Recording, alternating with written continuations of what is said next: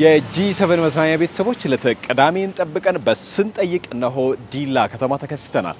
በባለፈው ሳምንት በስንጠይቅ ይርገጨፌ ከተማ ሄደን የተለያዩ አዝናኝ ጥያቄዎችን ስለ ከተማውም ጠይቀን እንዲሁም ሀገራዊ የሆኑ ጥያቄዎችንም ጠይቀን ተጠያቂዎቻችን ሶስቱንም ጥያቄ በተከታታይ መመለስ ስላልቻሉ ተሸላሚ ከይርገጨፌ ከተማ አላገኘንም ነበር። ዛሬ ለተቀዳሚ በዲላ ከተማ በስንጠይቅ ተከስተናል። በስንጠይቅ የተለያዩ አዝናኝ ጥያቄዎችን የተለያዩ ቁም ነገር የሚያስጨብጡ ጥያቄዎችን ይዘናል። ታዲያ በህጉ መሰረት በዲላ ከተማ በመናደርገው በዚህ ዝግጅት በስንጠይቅ ሶስቱንም ጥያቄ በተከታታይ መመለስ ለሚችል ተጠያቂ ተሸላሚ የምናደርግ ይሆናል። አብራችሁን ሆኑ። ስንጠይቅ ዲላ ከተማ ጀምሯል። ሰናይ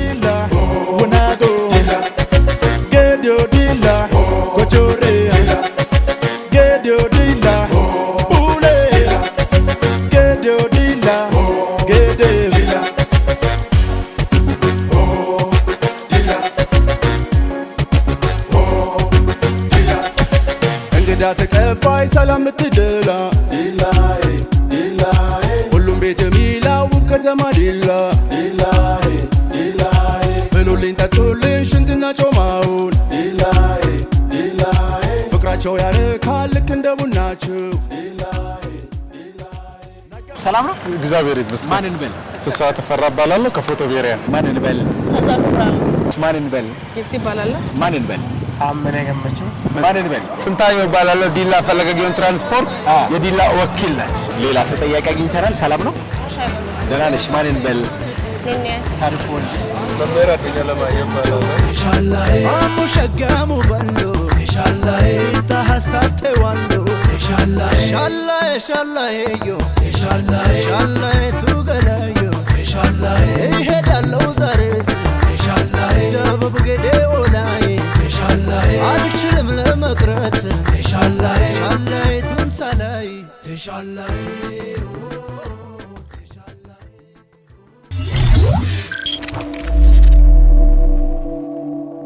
ስንጠይቅ ነው የምንገኘው። ስንጠይቅ በህጉ ሶስት ጥያቄዎች ይኖሩታል። ሶስቱንም ጥያቄ በተከታታይ መመለስ ከቻልክ ተሸላሚ ትሆናለህ። ፈለገ ጊዮን ፈለገ ጊዮን ስንታየው ብሩ ፈለገ ጊዮን። እሺ እናመሰግናለን። የመጀመሪያው ጥያቄ ይሄ ያለንበት ወር የካቲት ወር ይሄ ያለንበት ወር በኢትዮጵያውያን ዘንድ ትልቅ ስፍራ የሚሰጠው ወር ነው። በዚህም ወር ሁሉም ኢትዮጵያዊ አንድ በዓል ያከብራል። ያ በዓል ስሙ ምን ይባላል? ለስንተኛ ጊዜ በ2018 ይከበራል? የአድዋ ድል በዓል ይመስለኛል። የአድዋ ድል በዓል ነው። 24ኛ ጊዜ ለ24ኛ ጊዜ የአድዋ ድል በዓል 24 ወይ 28ኛ እሺ 29ኛ 29ኛ እሺ ለ29ኛ ጊዜ ለ29ኛ ጊዜ ይከበራል ይላል። አሁን ያለንበት ይሄ የካቲት ወር በኢትዮጵያውያን ዘንድ ትልቅ ቦታ ያለው ነው። በዚህ ወር ውስጥ ኢትዮጵያውያን በአንድነት የሚያከብሩት በዓል አለ። በዓሉ ምንድነው? ለስንተኛ ጊዜ ይከበራል? የአድዋ ድል በዓል የአድዋ ድል በዓል ለስንተኛ ጊዜ? ከምኒልክ ወደዚህ ያለውን ገምት።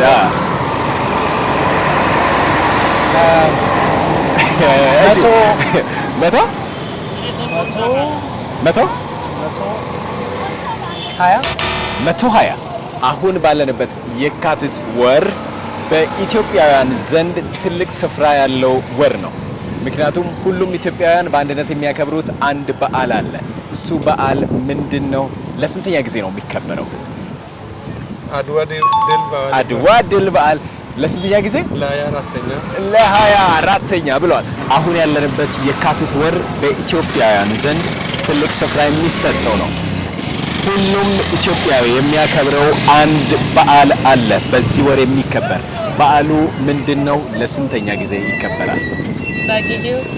አይደለም። እንደ ኢትዮጵያ የኢትዮጵያ ሕዝብ በአንድነት የሚያከብረው አንድ የድል በዓል አለ። የድል በዓል አለ።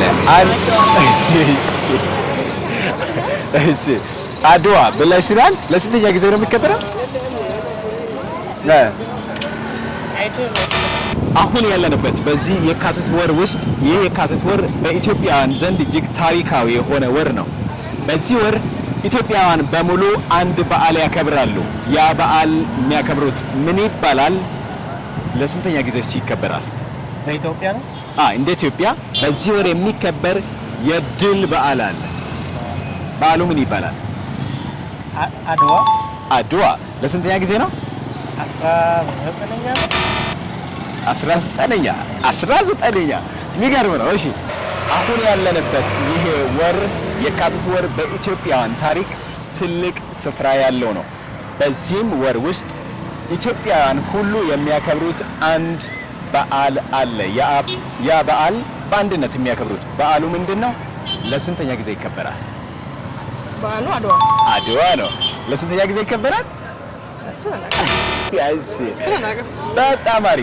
በጣም አሪፍ። አሁን ያለንበት የካቲት ወር በኢትዮጵያውያን ዘንድ ትልቅ ስፍራ የሚሰጠው ታሪካዊ ወር ነው።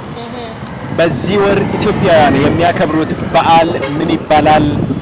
ለስንተኛ ጊዜ ይከበራል? አድዋ በዓል ነው። እሺ ለ154ኛ ጊዜ ይከበራል ብላለች። ይሄኛው ወር የካቲት ወር እንደ ኢትዮጵያውያን ትልቅ ስፍራ የሚሰጠው ወር ነው። በዚህ ወር ኢትዮጵያውያን አንድ በዓል ያከብራሉ። የዚያ በዓል ስሙ ምንድነው? ለስንተኛ ጊዜ ያከብሩታል? የካቲት ወር በዚህ በየካቲት ወር አድዋ ድል ለስንተኛ ጊዜ ነው የሚከበረው? ለ135ኛ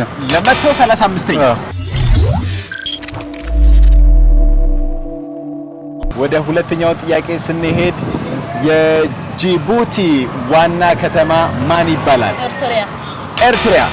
ኤርትራ ይባላል ብላለች። የጅቡቲ ዋና ከተማ። እሺ የጅቡቲ ዋና ከተማ ማን ይባላል? ጅቡቲ ዋና ከተማ አላውቀውም።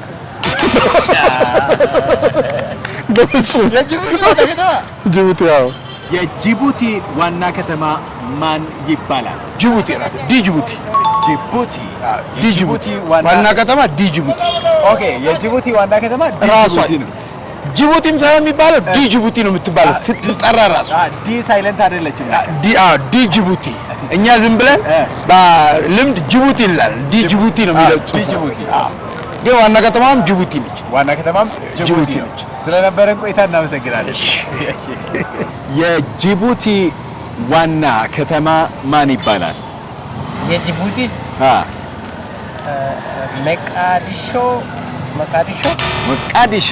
ሞቃዲሾ የጅቡቲ ዋና ከተማ። እንደ ጌዶ ባህል አንድ ቤት በእሳት ቢቃጠል ወይም ቢጋይ በእሳት ተቃጠለ ቤቱ አይባልም። የሚባለው ቤቱ ላይ ውሃ ወጣበት ይባላል። ምክንያቱ ምን ይሆን?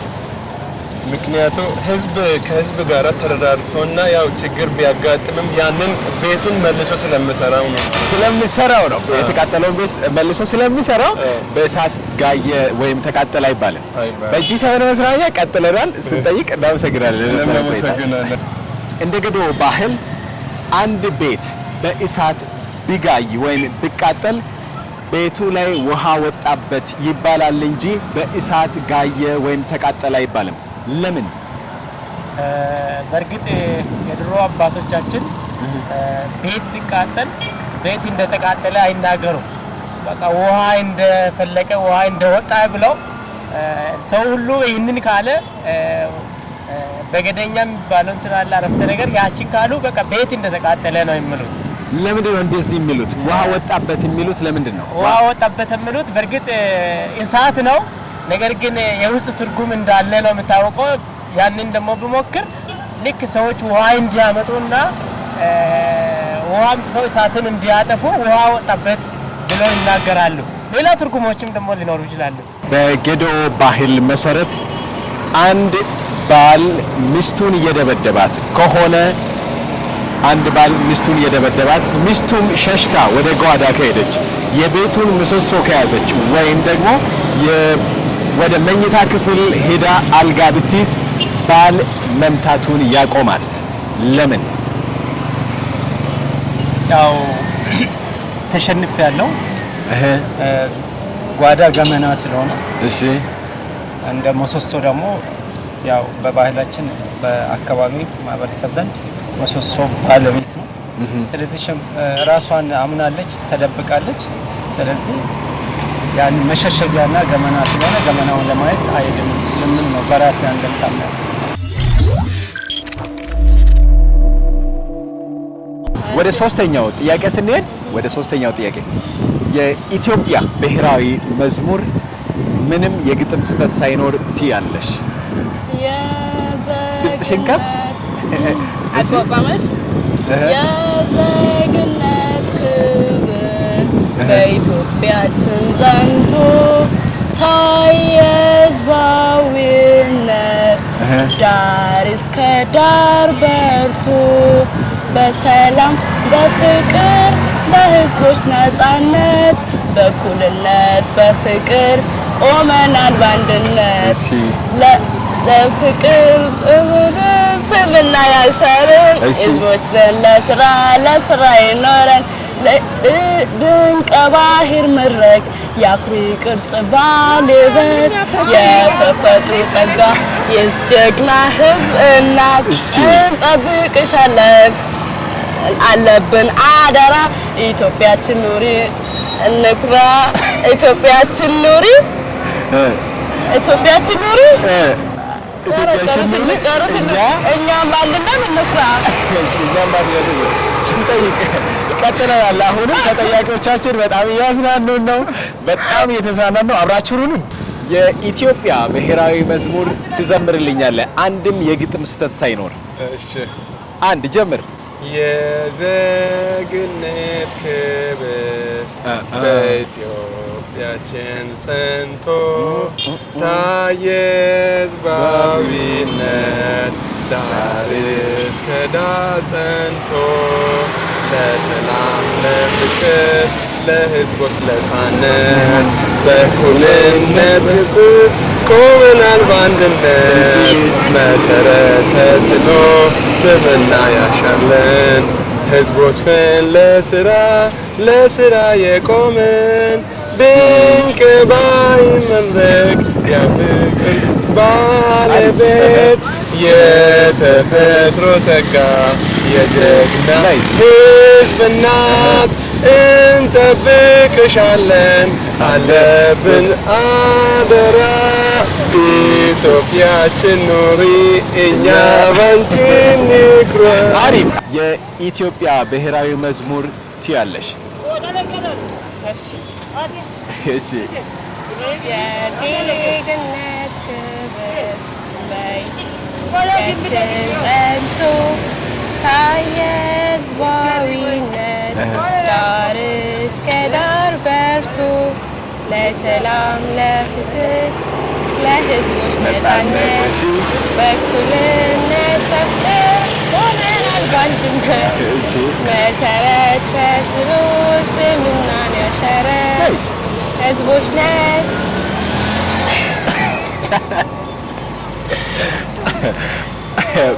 አትቀጥይም? በቃ አረጣፋብኝ። የኢትዮጵያ ብሔራዊ መዝሙር ግጥም ሳትስት ትዘምራለህ። የዜግነት ክብር በኢትዮጵያችን ጸንቶ ታየ ሕዝባዊነት ዳር እስከ ዳር በርቶ ለሰላም ለፍቅር ለሕዝቦች ነፃነት ለእኩልነት ለስራ ቆመናል በአንድነት መሰረተ ጽኑ ስምናን ያልሻረ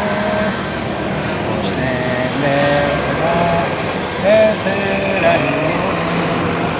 ድንቅ ባህር መድረክ የፍቅር ባለቤት የተፈጥሮ ጸጋ የጀግና ሕዝብና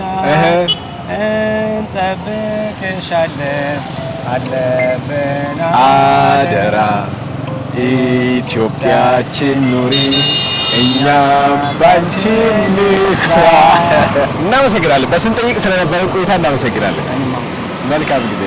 የኢትዮጵያ ብሔራዊ መዝሙር የግጥም ስህተት ሳይኖር ትልልኛል?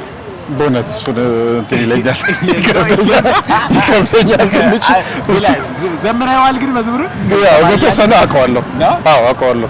የኢትዮጵያ ብሔራዊ መዝሙር ምንም የግጥም ስህተት ሳይኖር ትያለሽ?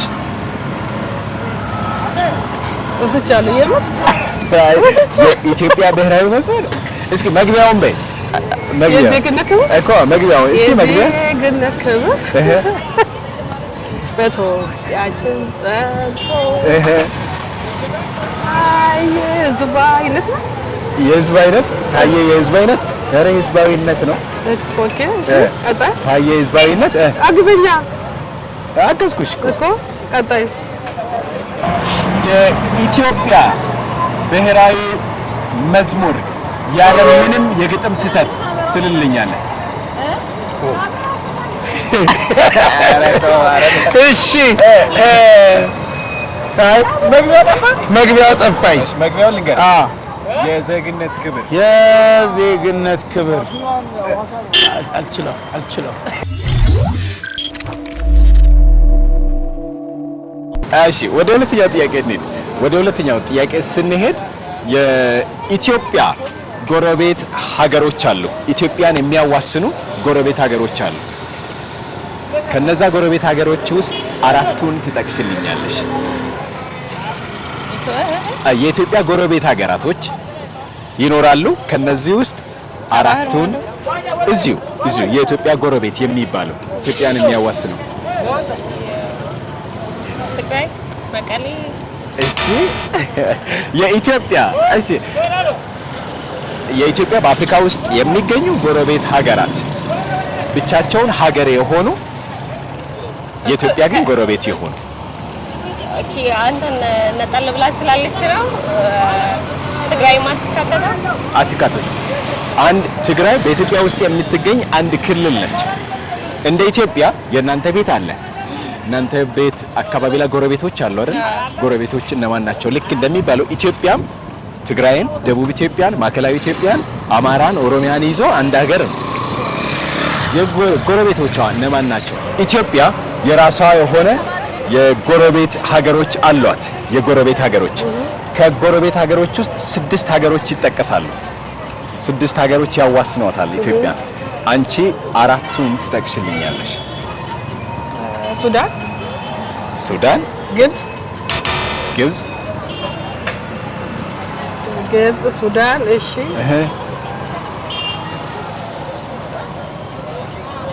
አራቱን ሀገር ሱዳን፣ ግብጽ። እሺ ቀጣይ ምን ነበረ?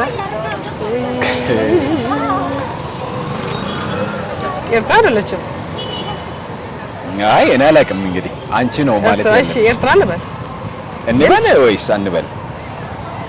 አይ አንበል። እሺ ቀጣይ ነው እንጂ ያለው ነው። እሺ አልችልም። እኔ ልጅ አልችልም። እናመሰግናለን ስለነበረን ቆይታ። ቴንክ ዩ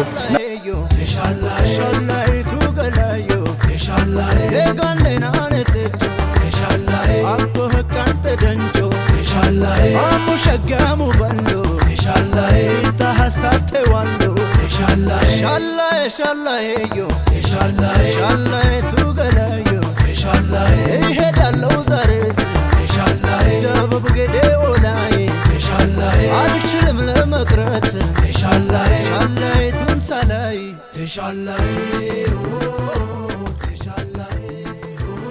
በስንጠይቅ በጂ7 መዝናኛ ለሰቅዳሜ ከዲላ ወደ እናንተ የተለያዩ ጥያቄዎችን እያደረስን ተዝናንተናል። በባለፈው ሳምንት ይርጌ ጨፌ ላይ ቆይታ አድርገናል። ዛሬ ዲላ የተለያየ አካባቢ ላይ ዞር እያለን አዝናኝ ጥያቄዎችን በስንጠይቅ ለተጠያቂዎች አድርሰናል። ታዲያ በስንጠይቅ ሕግ መሰረት 3ቱንም ጥያቄ ተጠያቂው መመለስ ሲችል ተሸላሚ ይሆናል። በእኛ ሕግ መሰረት ግን በዲላ ከተማ ባደረግነው ቆይታ በስንጠይቅ 3ቱንም ጥያቄ በተከታታይ የመለሰ ተጠያቂ የለንም። ስለዚህ ዛሬ ተሸላሚ የለንም ማለት ነው። በባለፈው ሳምንት በይርጌ ጨፌን ባደረግነው ቆይታ ተጠያቂዎቻችን 3ቱንም ጥያቄ በተከታታይ መመለስ ስላልቻሉ ተሸላሚ ያልነበሩም። ዛሬም እንዲህ ሆኗል። ግን ካልተመለሱ ጥያቄዎች ተጠይቆ ካልተመለሱ ጥያቄዎች መካከል የኢትዮጵያ ጎረቤት ሀገራት ብለን የምንጠራቸው 6 ሀገራት አሉ። ሱዳን፣ ሱዳንን ጨምሮ ኤርትራ፣ ኬንያ፣ ሶማሊያ፣ ጅቡቲ እነዚህ የኢትዮጵያ ጎረቤት ሀገራቶች ናቸው። በየካቲት ወር ውስጥ እንደ ኢትዮጵያውያን የሚከበር የድል በዓል አለ። አድዋ ነው ብሎ ብዙ ተጠያቂዎች መልሰውታል። ግን በ2018 ይሄ በዓል ለስንተኛ ጊዜ ይከበራል ለሚል ጥያቄ መልስ አልተገኘም ነበር። በዚህ በ2018 የኢትዮጵያውያን የድል በዓል የሆነው አድዋ በ2018 ለ130ኛ ጊዜ የሚከበር ይሆናል። እንደምናስታውሰው በ1888 የካቲት 23 አድዋ የመጨረሻ ድል ኢትዮጵያውያን የተቀዳጁበት ቀን መሆኑ ይታወሳል። በስንጠይቅ እነዚህን ጥያቄዎች ወደ እናንተ ስናደርስ ቆይታ አድርገናል። አብራችሁን ስለነበራችሁ ከልብ እናመሰግናለን። ስንጠይቅ በዚህ ያበቃል። G7 መዝናኛ ለተቅዳሜ በተለያዩ ዝግጅቶች ወደ እናንተ አሁንም መድረሱን ይቀጥላል። ስንጠይቅ እዚሁ ያበቃል። አብራችሁን ስለነበራችሁ ከልብ እናመሰግናለን። ሰናይ ጊዜ ይሁን።